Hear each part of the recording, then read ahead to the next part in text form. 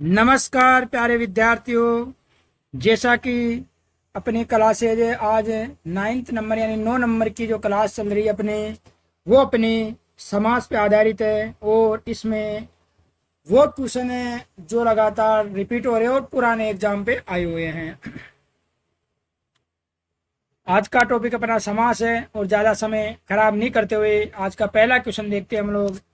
अष्टाग्रह किस समास का उदाहरण है? अब अष्टाग्रह का नाम पढ़ते आपको पता चल गया होगा और वैसे पता होना भी चाहिए कि जिसमें पहला पद संख्यावाची आ जाए वो समास द्विगु समास होता है। अगला क्वेश्चन है समास का अर्थ होता है और समास का अर्थ होता है संक्षेप करना, संक्षिप्तीकरण करना, छोटा करना, ये समास का अर्थ होता है। आज का अगला क्वेश्चन है निम्न में से कौन सा वाक्य बहुब्रीहि समास का सही उदाहरण है? चयन कीजिए। तो देखो सही उदाहरण पूछा है। अब दांत टूट जाने से वह एकदंत हो गया। त्रिनेत्र ने कामदेव को भस्म कर दिया। अरे यह प्रतिमा तो चतुरानन है। शिव के त्रिनेत्र को देखकर कामदेव भस्म हो गया। तो इसमें आएगा प्यारे बच्चों त्रिनेत्र ने कामदेव को भस्म कर दिया। त्रिनेत्र या भगवान शिव के लिए आया है, 3 नेत्र जिसके।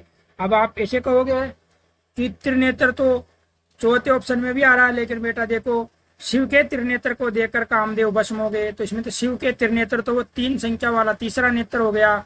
लेकिन यहाँ ऊपर वाला जो त्रिनेत्र है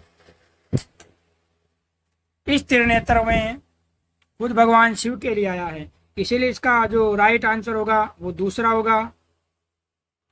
आज का अगला क्वेश्चन है जिस समास में दोनों पद प्रधान हो वो समास कहलाता है। और ये तो आप सबको आता होगा कि अव्ययभाव में पहला पद प्रधान होता है तो दूसरा पद गौण होता है। तत्पुरुष समास में पहला पद गौण होता है तो दूसरा पद प्रधान होता है। बहुब्रीहि में उभय पद अप्रधान या अन्य पद की प्रधानता होती है। तो अपने पास में ओनली 4 एक आंसर बचता है द्वंद्व समास, इसके दोनों पद प्रधान होते हैं। अगला क्वेश्चन है अन्न जल शब्द में कौन सा समास है? तो ये भी आपको देखते ही पता चल गया होगा और इसी का उदाहरण पीछे गया। अन्न और जल, और अन्न और जल में कौन सा होगा? द्वंद्व समास। आज का अगला क्वेश्चन है नवग्रह में कौन सा समास है? ये फिर समझ में आ गया आप लोगों के कि 9 आने से आपका इसमें द्विगु समास हो गया। कौन सा समास हो गया? इसमें द्विगु समास हो गया। लेकिन नवग्रह का अर्थ अगर नया ग्रह ले लिया जाए तो फिर इसमें कर्मधारय समास होता है। लेकिन ऐसी स्थिति हो तो नवग्रह का प्रथम वरीयता द्विगु को देंगे। लेकिन अगर द्विगु ऑप्शन में नहीं है तो फिर आप इसमें कर्मधारय समास को भी मान्यता दे सकते हो। लेकिन वर्तमान ऑप्शन को देखते हुए इसका जो राइट आंसर है वो ये होगा प्रथम वरीयता में। अगर ये नहीं है, ऑप्शन में ये नहीं है, तो फिर कर्मधारय को आप मान्यता दे सकते हो, क्योंकि 9 से नया ग्रह भी लिया जा सकता है और ग्रह कैसा है नया विशेषता बताने के कारण कर्मधारय हो जाएगा। लेकिन ऑप्शन को ध्यान से पढ़ना जरूरी है। और इसका राइट आंसर फिर बता देता हूँ कि ऑप्शन के अनुसार उन नवग्रह का मतलब 9 ग्रह 9 संख्या आने से द्विगु इसका राइट आंसर है।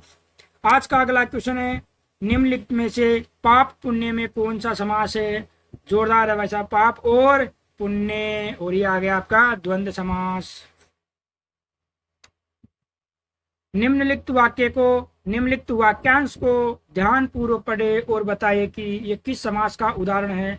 जल में समाधि, जल समाधि, और में आने से तो ये फिर आप इसके पास पहुंच गए, क्योंकि ये किसका भेद है? तत्पुरुष समास का भेद है। आज का अगला क्वेश्चन ज्यादा समय खराब नहीं करते हुए, वैसे तो मन तो नहीं कर रहा कि आप लोगों का रेस्पॉन्स तो कतई अच्छा नहीं है बच्चों, लेकिन क्या करें, देखो एक बार कारवा स्टार्ट कर दिया तो फिर इसको पूरा तो करना ही है। और फिर कहते हैं रामधारी सिंह दिनकर कि मानव जब जोर लगाता है तो पत्थर पानी बन जाता है।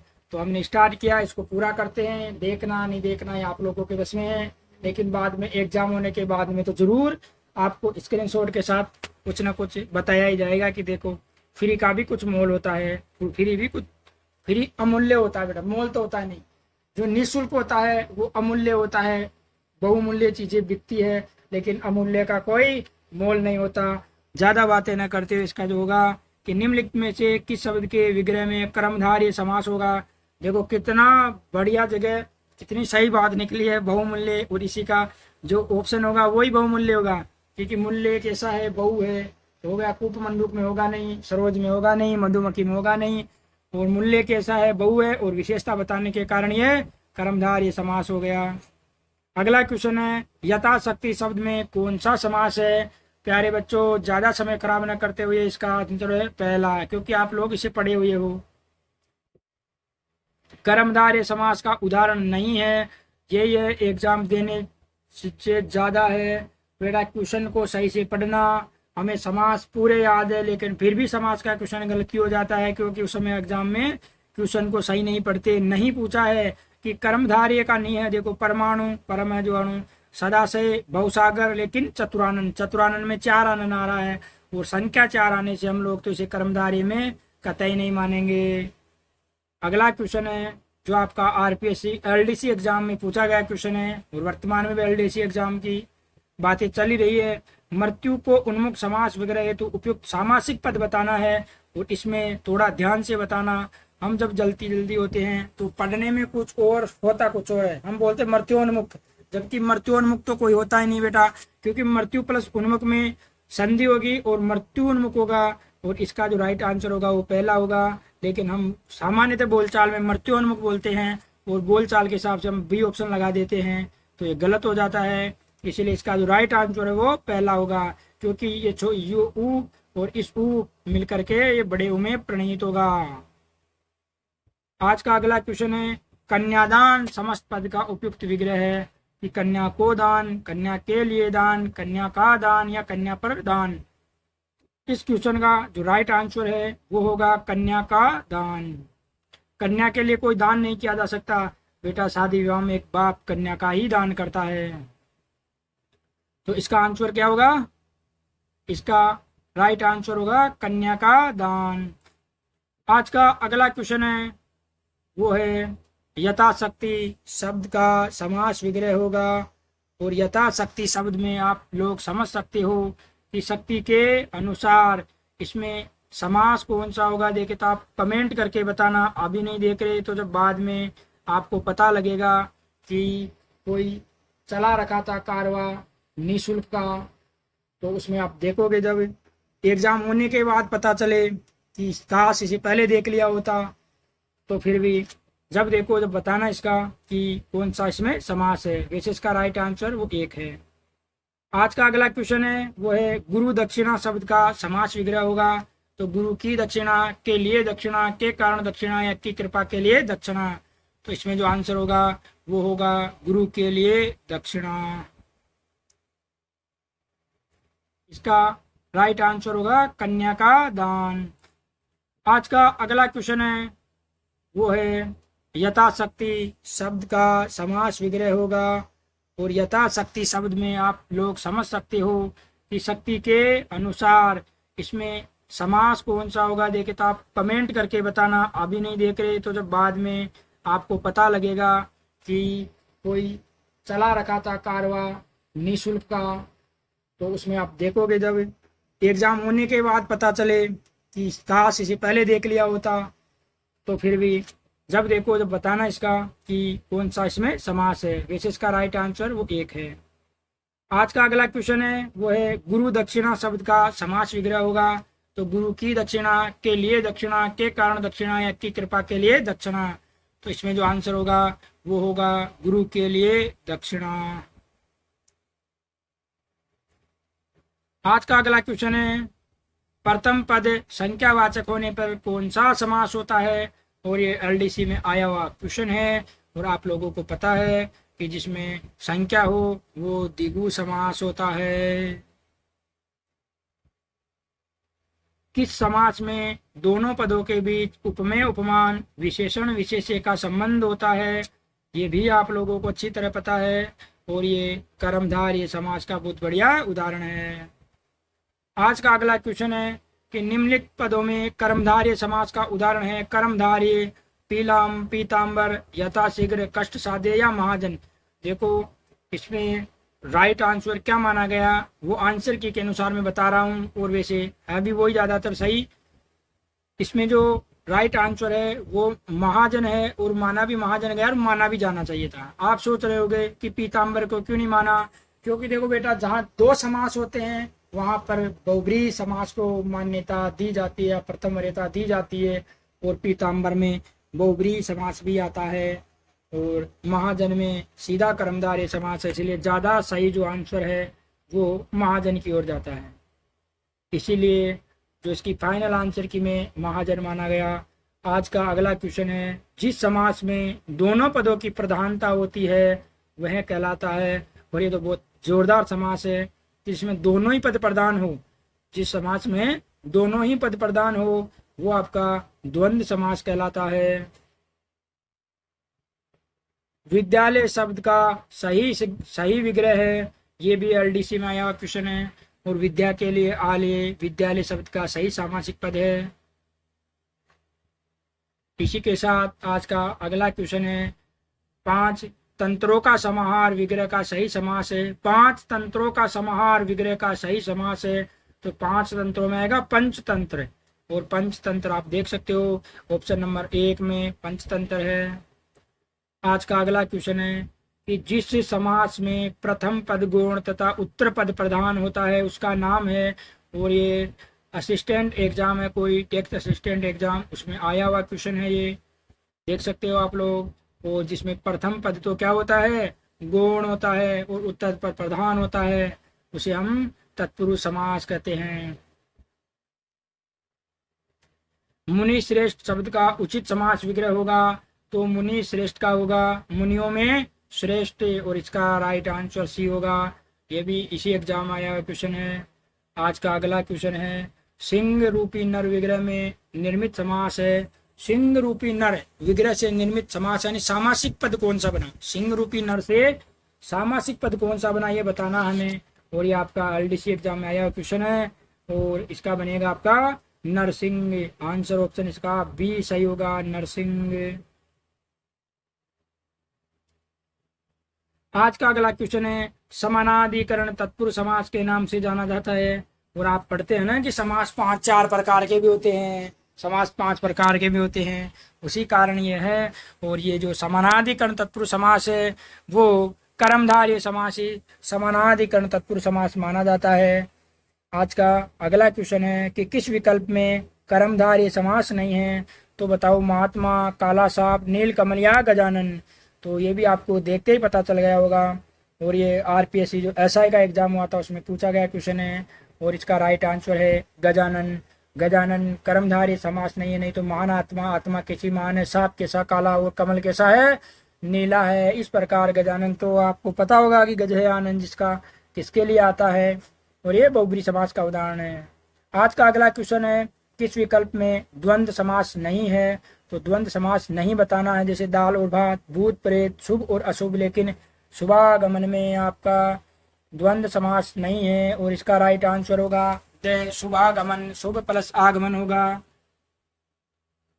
आज का अगला क्वेश्चन है, इनमें से कौन सा सामासिक पद सही नहीं है, तो देखो लंबा है उधर, जिसका गणेश, चक्र को धारण करने वाला चक्रधर, मन से गढ़ा हुआ मनगढ़ंत, कर्म के अनुसार यथा कर्म। और इसमें आपको थोड़ा सोचना तो पड़ेगा कि कौन सा है, क्योंकि लग तो सभी अच्छे अच्छे राइट की तरह रहे हैं, वैसे एक दृष्टि से देखे तो राइट ही है, लेकिन समास ये कहता है कि आप उसका सीधा सा अर्थ नहीं लिख सकते, केवल अव्ययभाव समास में ही अर्थ लिखा जाता है, उसके अलावा सीधा सा अर्थ नहीं लिखा जा सकता। हाँ, भले कोष्टक में आप लिख सकते हो, तो इस कारण इसका जो राइट आंसर वो होगा लंबा है उधर, जिसका ऑप्शन में तो लंबोदर आना चाहिए था, और ये गणेश कोष्टक में आता जब सही होता, और इस कारण इसका राइट आंसर कौन सा हो गया, पहला, क्योंकि इसमें लंबोदर आना चाहिए था बेटा, लंबोदर। आज का अगला क्वेश्चन है, गगनचुंबी सामासिक पद निम्न में से किस समास का सबसे उपयुक्त उदाहरण है, और ये तो आपको देख सकते हो, जो आंगनबाड़ी वर्कर एग्जाम हुआ था आरपीएससी द्वारा लिया गया था, और ये 2024 यानी वर्तमान करंट का एग्जाम है बेटा, करंट एग्जाम का पेपर है, देख सकते हो आप लोग।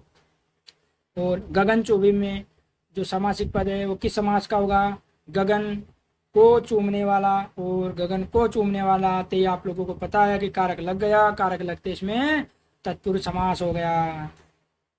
आज का अगला क्वेश्चन है, ये भी वर्तमान 2024 जो वर्तमान एग्जाम हुआ अभी जस्ट उसी में आया हुआ क्वेश्चन आप देख सकते हो। और अब देख करके तो विश्वास करना ही चाहिए आपको कि अच्छे क्वेश्चन है। तो इसका जो राइट आंसर है, दाल रोटी शब्द में निम्न में से किस समास का सबसे उपयुक्त उदाहरण है? तो दाल और रोटी, और दाल और रोटी किस समास में आएगा ये आप लोगों को अच्छी तरह पता है, इसलिए मैं बता रहा हूँ इसमें द्वंद्व समास। आज का अगला क्वेश्चन है, किस शब्द में अव्ययभाव समास नहीं है? पूछा बेटा, बस यही ध्यान रखना, नहीं है। और किस शब्द में अव्ययभाव समास नहीं है? भरपेट, शतजन, अनुसार, प्रतिदिन। तो ये भी पढ़ते ही पता चल गया। अगर आपने सही तरीके से और अच्छी किताबों से, ऑथेंटिक किताबों से अगर पढ़ा है तो 100% लिख के ले लो कि समास, संधि, व्याकरण को ज़्यादा विशेष कठिन नहीं है। बस यही है कि इसको समझने की थोड़ी सी ज़रूरत है और करत करत अभ्यास, यानी अभ्यास करना ज़रूरी है। और इसका जो आंसर होगा वो सज्जन होगा। इसी के साथ आज का अगला क्वेश्चन देखते हैं, दिन भर शब्द में कौन सा समास है? दिन भर। और ये भी आपको देखते ही पता चलना चाहिए था। ये भी अभी आपका सीटेट एग्जाम हुआ था जो 2023 फरवरी में हुआ था, अभी लेटेस्ट ही मानो। इसके बाद में सीटेट हुआ भी नहीं भी शायद। और इसका जो राइट आंसर है अव्ययभाव है दिन भर। गंगाधर में कौन सा समास होगा? गंगाधर में कौन सा समास होगा? ये भी लेटेस्ट एग्जाम मानो 2023 का। और इसमें होगा गंगा को धारण करने वाला बहुब्रीहि समास, इसका उदाहरण होगा। आज का अगला क्वेश्चन देखते हैं, एकांकी शब्द में कौन सा समास है? एकांकी आते ही आपको पता चल गया कि जिसमें संख्यावाची पद जुड़ गया वो सीधा सीधा दिगु की ओर गया। किस सामासिक पद का विग्रह त्रुटिपूर्ण है? और ये आपका हाई कोर्ट एलडीसी जो एग्जाम हुआ था 2022 की वैकेंसी थी, 2023 का आपका एग्जाम हुआ था, उसमें आया था। अब आप देख सकते हो कि किस सामासिक पद का समास विग्रह त्रुटिपूर्ण है। नर बलि, नर के लिए बलि। हवन सामग्री, हवन के लिए सामग्री। हाथ पांव आदि। और ऋषिराज, ऋषियों में जो राजा है वो ऋषिराज है। और यहाँ तो भाई साहब एक बार तो खोपड़ी चकराई होगी कि क्या होगा, लेकिन अगर इसे सही से पढ़ो तो पहले बार में आता है कि नर के लिए बलि नहीं होती बेटा। अगर नर बलि है तो फिर वो नर बलि होगा तो नर की बलि होगा, नर के लिए बलि नहीं होगा। वो तो बलि नर होता फिर बलि के लिए नर हो सकता था, लेकिन नर के लिए बलि क्या होती है? नर बलि, नर की ही बलि होती है। जैसे पशु बलि तो पशु की बलि, अगर बलि पशु आ जाता तब आता है कि पशु के लिए बलि। इसलिए इसका राइट आंसर नर बलि, नर की बलि होना चाहिए था, लेकिन यहाँ पर नर के लिए बलि है। आज का अगला क्वेश्चन है, घुड़सवार शब्द में कौन सा समास है? घुड़सवार शब्द में समास बताना है। ये भी आया हुआ क्वेश्चन है और देख सकते हो आप लोग, मनगढ़ंत क्वेश्चन नहीं है, ज़्यादा डीप आते नहीं है, बस थोड़ा समझ करके करो तो आराम से बिना हड़बड़ाहट के हो जाता है। हम इतना ज़्यादा पढ़ लेते हैं कि हमें याद तो वो ज़्यादा हो जाता है, लेकिन प्रैक्टिस नहीं करने के कारण फिर वो सब गुड़ गोबर हो जाता है। और वहाँ जा कर के सारे ऐसा जूसर बनता है उनका, ऐसा मिक्सर में चल के ऐसा जूसर बनता है कि फिर कर्मधार ये तो कब अव्ययभाव में चल जाता है, अव्ययभाव का बहुव्रीहि बन जाता है, ये पता ही नहीं चलता। और इसका एक ही कारण है कि आप लोगों को प्रैक्टिस करनी पड़ेगी, क्योंकि जब तक प्रैक्टिस नहीं करोगे आप मैदान में जा कर के खेलोगे क्या?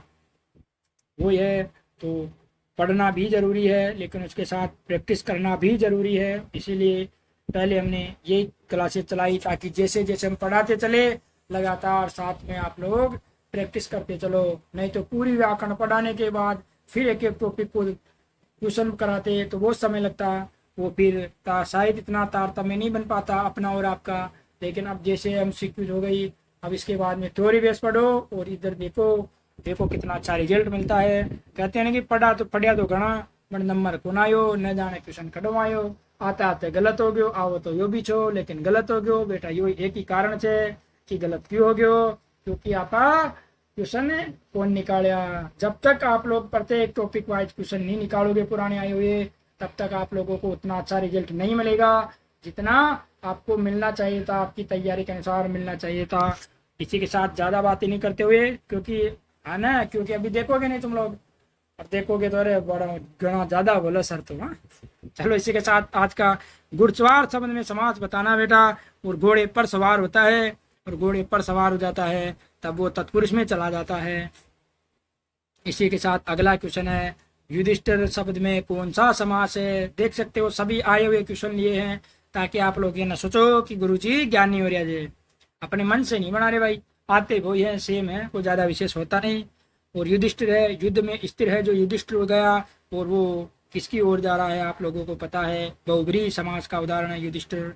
इसी के साथ आज का अगला क्वेश्चन है कि जिस समास में पहले शब्द के बाद कारक चिन्ह किसी न किसी रूप में विद्यमान रहता है उसे उसे उसे अलुक तत्पुरुष समास कहते हैं। जो लुक है कौन है, सीधी बात क्या याद रखना, जो लुक है कौन है वो अलुक भाई समास में होता है। क्या संक्षिप्तीकरण होता है, संक्षेप होता है, बीच के पदों को हटा करके समास किया जाता है। और अलुक तत्प्रास का नाम ही अलुक इसलिए पड़ा है क्योंकि इससे लुक यानी छुपता होता ही नहीं है, वो दिखता है। कारक चिन्ह हट करके भी वो किसी न किसी चिन्ह के रूप में आता है। और सीधी भाषा में आप समझाओ जो लुक है कौन है वो अलुक तत्पुरुष है। इसी के साथ आज का अगला क्वेश्चन था नहीं था, शायद आज के लास्ट क्वेश्चन यही है। शिक्षा धन्यवाद, पढ़ते रहिए और जितना हो उतना आपके चैनल को सहयोग दीजिए, क्योंकि देखो रेस्पॉन्स अच्छा नहीं मिलता तो मन नहीं करता उतना फिर पढ़ाने का, क्यों टाइम खराब करे। और फिर दूसरी तरफ कि जब आप लोगों को कोई ज़रूरत नहीं है तो फिर हम क्यों फ्री में पढ़ाए, फिर तो कोचिंग होगी और जाए ताकि अपना भी कुछ मानदेय मिलता रहे। लेकिन वो ना कि पैसा तो देखो गवर्नमेंट जॉब दे दिया भगवान ने। और कबीर जी कहते हैं, अपने हिंदी में पढ़ते हैं कि मन मरी ममता मरी, मर मर गया शरीर, आशा तृष्णा ना मरी, कह गए दास कबीर। वो तो कोचिंगों में जाने के बाद भी आज छोटी कोचिंग कल बड़ी कोचिंग, आज बीएसटीसी की रीट की कोचिंग कल फर्स्ट ग्रेड की कोचिंग, अब की बार कॉलेज लेक्चरर की कोचिंग कराओ। इसीलिए ज़्यादा पैसों के पीछे मत भागो, क्योंकि सुख शांति आत्मा में होती है, मन से होती है, बाहरी दुनिया में सुख शांति नहीं। इसी के साथ आज की क्लास को ये विराम देते हैं। पढ़ते रहिए, धन्यवाद। जो अपने से होगा हम आपके लिए करते रहेंगे। बस आप लोगों को एक काम करना है, निरंतर पढ़ते रहिए और यही है कि थोड़ा सा सहयोग दीजिए ताकि जो अपना चैनल है ये थोड़ा ग्रोथ कर जाए। और जो हम आपको लिए यहाँ आ रहे हैं वो अपना जो लक्ष्य लेकर के आ रहे हैं वो उतने लोगों तक पहुँच सके। क्योंकि देखो हर चीज़ में आज व्यवसायिक हो गई, शिक्षा कोचिंगें बहुत ज़्यादा पैसे ले रही है। उससे अच्छा है कि आप निःशुल्क को थोड़ा ही मान्यता दो, थोड़ा उनके लिए सहयोग करो तो अच्छा होगा। जय हिंद, जय भारत, जय सरस्वती माँ और गुड इवनिंग दोस्तों।